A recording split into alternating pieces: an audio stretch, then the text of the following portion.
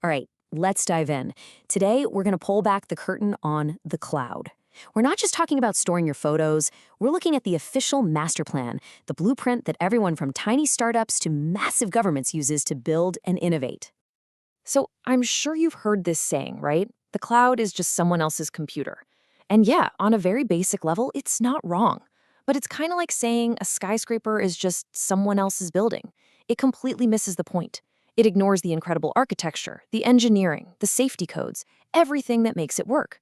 To really get the cloud, we gotta look at the blueprint. You know, when cloud computing first took off, it was kind of like the Wild West. Every company had its own terms, its own way of doing things. It was chaotic. For the cloud to really grow up, we needed a universal vocabulary, a common language so that services could talk to each other, security could be standardized, and you wouldn't be locked into one single provider forever.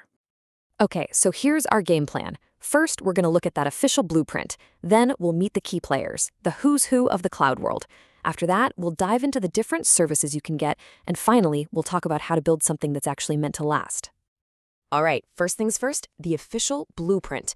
And this isn't just some document one company cooked up. This is the foundational plan that the entire global cloud ecosystem is built on. And here it is. It's called NIST Special Publication 500-292. NIST is the U.S. National Institute of Standards and Technology. Now, the most important thing to get about this document is that it's not a how-to guide. It doesn't tell Amazon how to build its data centers. Instead, it defines what a cloud service is. It sets the rules of the game so everyone is on a level playing field. And this was huge for competition and innovation. So if we're using this blueprint, who's actually on the job site? Who are the key players? Well, the NIST document lays out 5 essential roles, or actors. Let's think of them as our cloud construction crew. First up, we've got the cloud consumer. And guess what? That's almost certainly you.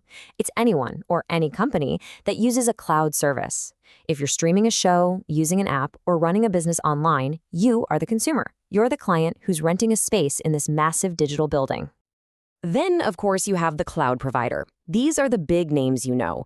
Amazon Web Services, Microsoft Azure, Google Cloud. They're the general contractors. They own the physical infrastructure, they build out all the core services, and they manage the whole property. Now, this role is so important, the cloud auditor. This is your independent third-party inspector. Their job is to come in and verify that the provider is actually doing what they say they're doing. They check the security, the compliance, the performance, making sure the building's up to code. What about a cloud broker? Well, think of them as the real estate agent. They don't own the building, but they help you, the consumer, find the perfect apartment or office space for your needs. They might bundle services from different providers or add their own management layer on top. They're the middlemen. And finally, we have the cloud carrier. This is the utility company. They're the ones who provide the internet connection, the roads and pipes that connect you to the cloud provider's building. Without the carrier, you can't even get to the front door. All right, so let's put it all together. Quick recap of our building crew. The consumer is the client using the space. The provider is the contractor who built it. The auditor is the inspector making sure it's safe. The broker is the agent who helps you find it. And the carrier is the utility company that gets you connected. Simple, right? Okay, we've met the crew. So what kind of buildings can they actually create for us? NIST breaks it down into 3 main service models. And the real difference comes down to one question. How much control do you want? So this is where it gets really interesting. Let's start at the bottom with Infrastructure as a Service, or IaaS. Here, the provider gives you the raw building blocks, the servers, the storage, the networking, but you're in charge of the operating system and everything on top. It's like they hand you the keys to an empty warehouse. You decide how to set it up. Next up, you have Platform as a Service, PaaS. Now, the provider manages more for you. They take care of the operating system and the runtime environment. You just bring your code and your data. This is like getting a fully equipped workshop. All the heavy machinery is already there for you. You just start building your product. And finally, at the top, we have Software as a Service, SaaS. This is the stuff we use every single day, like Gmail or Slack. The provider manages literally everything. It's like renting a fully furnished, move-in ready office. You just show up and start working. Okay, so we've got the blueprint, we know the roles, we know the service models. But just because you have a blueprint doesn't mean you're going to build a masterpiece, right? This is where we go from just having the plan to understanding the principles of quality construction. This quote from AWS really hits the nail on the head. A blueprint is a great start, but a truly great system, a well-architected one, has to be designed around what the customer actually needs. It's all about purpose. And that's why this idea of a building code for the cloud is so powerful. All the major providers, AWS, Microsoft, Google, they've all created these guides, these well-architected frameworks. They don't replace the NIST blueprint, they sit on top of it. They're the proven principles for making sure what you build is strong, secure, and efficient. So what's in this building code? Well, it usually comes down to these core pillars. Operational excellence is about running and monitoring your system to deliver business value.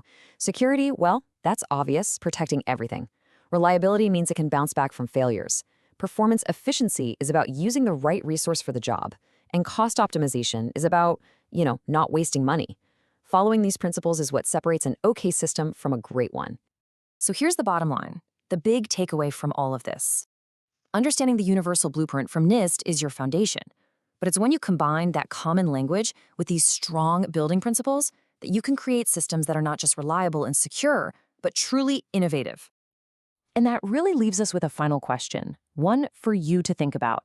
This blueprint, these building codes, they're out there for everyone to use. The knowledge is accessible. So the question isn't about the tools, it's about the builder. How will you use them to make sure that whatever you build is truly made to last? Thanks for watching.